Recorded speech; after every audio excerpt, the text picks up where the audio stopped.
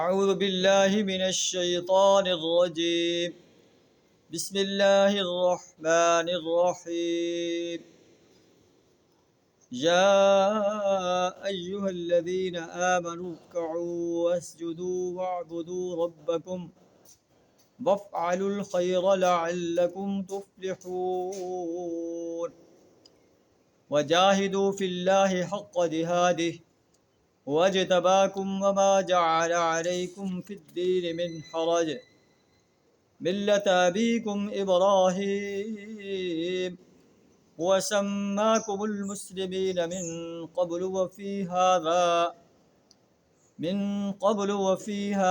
لیکون الرسول شہیدا علیکم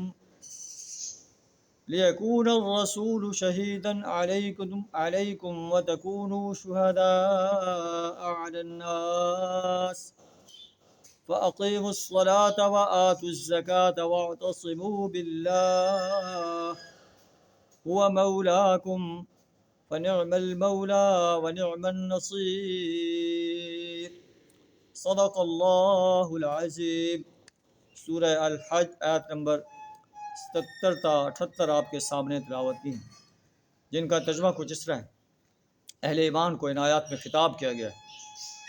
یا ایھا الذین آمنوا، اے ایمان کا دعویٰ کرنے والے انسانوں، ارکعوا، اللہ کے سامنے رکوع کرو، واسجدوا، سجدہ ریز ہو جاؤ، واعبدوا ربکم، اپنے رب کی بندگی اختیار کرو، اپنے رب کی پرستش کرو، اپنے رب کی بندگی اور غلامی اختیار کرو، اپنے رب کی اطاعت اختیار کرو، اپنے رب کے حکم کو مانو، اپنے رب کی حاکمیت کو تسلیم کرو، اس کی حاکمیت کو قائم کرنے کے لیے جد و جہد کرو، وافعلوا الخیر، خیر کے کام کرو جو انسانیت کے لیے خیر کا سبب ہوں، اسلام کی دعوت پیش کرو۔ سب سے بڑا خیر کا کام انسانیت کی آخرت کو سنوارنا ہے، انہیں اللہ کی وحدانیت کی، اللہ کے رسول صلی اللہ علیہ وسلم کی رسالت کی اور یوم حساب کی دعوت دو، یہ خیر کا کام ہے۔ نماز کی دعوت دو، روزہ رکھنے کی، حج اور زکوٰۃ کی، یہ ساری چیزیں اس بات پر انسان کو تیار کرتی ہیں کہ انسان اللہ کی زمین پر اللہ کے نظام کو قائم کرے۔ یہ سارے کام کرو گے، ہو سکتا ہے لعلکم تفلحون، ہو سکتا ہے کہ تم فلاح پا جاؤ۔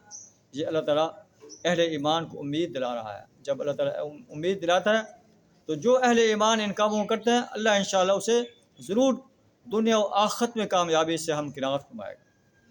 وجاہدوا فی اللہ حق جہادہ، اللہ کے راستے میں جہاد کرو جیسا کہ جہاد کرنے کا حق ہے۔ اللہ کے دین کو غالب کرنے کے لیے جد و جہد کرو، اپنا مال پیش کرو، اپنی جان پیش کرو، اپنا وقت پیش کرو، اپنی صلاحیت پیش کرو، اپنی ہر چیز اللہ کے دین کو غالب کرنے کے لیے کھپا دو۔ واجتباکم، اللہ نے تمہیں منتخب کر لیا ہے، تمہیں چن لیا ہے۔ وما جعل علیکم فی الدین من حرج، اللہ نے دین میں تم پر کوئی تنگی نہیں رکھی۔ ملۃ ابیکم ابراہیم، قائم ہو جاؤ اپنے باپ ابراہیم علیہ السلام کی ملت پر۔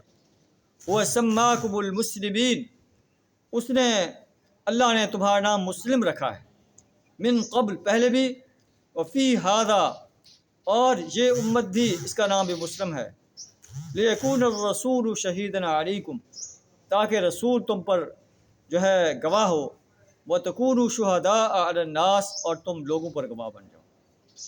اللہ کے رسول صلی اللہ علیہ وسلم کو اللہ نے جو ہے شہید کی ذمہ داری عطا فرمائی تھی کہ اللہ کے رسول صلی اللہ علیہ وسلم نے اپنی امت پر جو اس وقت جو آپ کے مخاطب تھے جو ہے اسلام کی شہادت پیش کی کہ اسلام ہی سچا دین ہے، اللہ کی وحدانیت کی شہادت پیش کی، اپنی رسالت کی شہادت پیش کی، یوم حساب کی شہادت پیش کی، انسانیت کو خبردار کیا کہ ایک اللہ کے آگے جھک جاؤ، اللہ کے رسول کی رسالت کو تسلیم کرو، یوم حساب پر پختہ یقین رکھو۔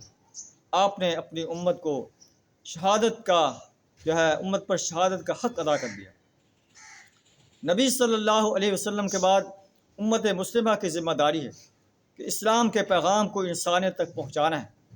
اگر ہم نے اس کا حق ادا کیا تو انشاءاللہ اللہ کے حضور سرخرو ہوں گے، کامیاب و کامران ہوں گے۔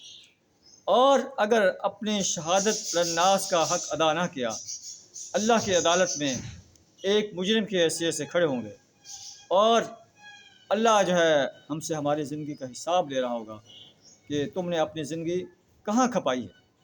کیا ساری زندگی مال و دولت جمع کرتے رہو، محلات بناتے رہو، کاریں اور کوٹھیاں بناتے رہو، اور میرا دین مغلوب رہا ہے؟ میرے دین کو غالب کرنے کے لیے تم نے کوئی کوشش نہیں کی، تم نے اپنا وقت نہیں دیا، اپنا مال نہیں دیا، اپنی جان پیش نہیں کی، اپنی صلاحیت پیش نہیں کی۔ اس روز اگر ہم نے شہادت علی الناس کا حق ادا نہ کیا، اللہ کی عدالت میں ایک مجرم کی حیثیت سے کھڑے ہوں گے۔ اللہ فرماتا ہے فَلَنَسْأَلَنَّ الَّذِينَ أُرْسِلَ إِلَيْهِمْ، ہم ان لوگوں سے سوال کریں گے جن کے پاس اللہ کے رسول صلی اللہ علیہ وسلم بھیجے گئے، پہلے انبیاء بھیجے گئے۔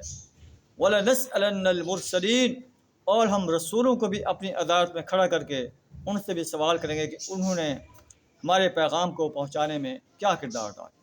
اللہ سے دعا ہے اللہ تعالیٰ ہمیں شہادت علی الناس کا فریضہ ادا کرنے کی توفیق عطا فرمائے۔ وآخر دعوانا الحمد للہ رب العالمین۔